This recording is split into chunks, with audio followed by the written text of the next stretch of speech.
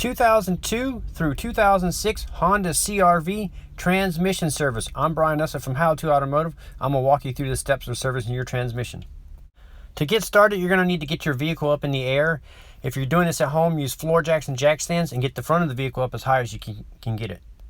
Okay, looking from underneath the vehicle, you're looking at the oil pan here. To the left of the oil pan here, looking towards the front of the vehicle, is going to be the drain plug right here. So you're going to need a bucket to catch the fluid and a 3/8 drive ratchet. And you're going to take the ratchet and you're going to put it into the bolt hole right here. And you're going to crack that free, spin it out, and you also want to tuck the shield out of your way. That way all the fluid doesn't run on top of the shield, so you can just lift it out of your way.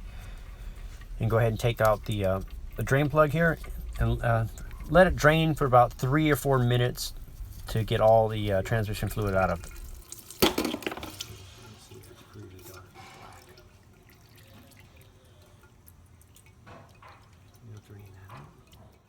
While it's draining, you want to inspect the drain plug. It has a magnet on the end of it, and if you see any large chunks of metal on it, that indicates a problem. But a thin layer of metal like you see here is perfectly normal. So you're just going to wipe off all the shavings and then change out the crush washer, and then you go screw it back in, and we're going to tighten this down to 35 foot-pounds. I will link up in the description a new crush washer. So you're going to use your torque wrench, set it to 35 foot-pounds, and tighten that up. If you don't have a torque wrench, you can tighten it up until it's snug and about a quarter turn more. Then you're going to use a little bit of brake clean like this and spray it off and clean it up. Now with the vehicle back on the ground, we need to get to the dipstick, and it's going to be right between the battery and the air box here. Right below is going to have a little yellow handle on it. So you'll reach down here and you'll pull the dipstick out. Now you're going to need a long skinny funnel like this one here.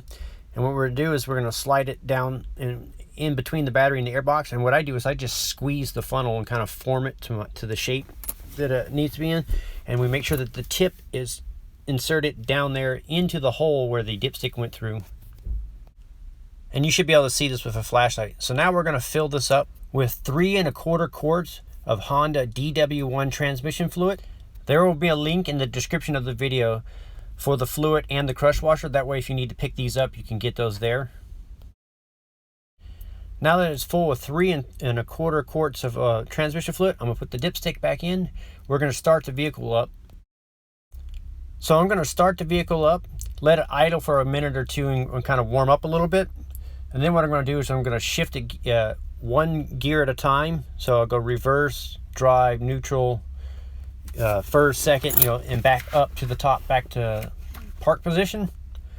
And after I've cycled it through the gears all the way through, I might even do it a couple times. Then I'm going to shut the vehicle back off. Now we're going to check the level with the engine off. So on Hondas, the transmission fluid is checked with the engine not running. So we're going to just pull out the dipstick here, give it a wipe down, stick it back in, pull it back out and check the level, make sure it's in the ballpark. So the book calls for 3 1/4 quarts when you drain and fill it like this, and it's pretty much right on the money every time I do it. But you definitely want to double check it and make sure that it's not over full. And if it's in the ballpark, which it is on our car, it's right here, slightly low, but as you drive it, it's going to warm up and expand a little bit. So that's in the perfect range. So that's the next step, is to drive your vehicle and then double check your fluid level. If you should accidentally overfill it, you just drain out a little bit, put the drain plug back in, and double check it. And that's how a transmission service is done on a Honda CR-V.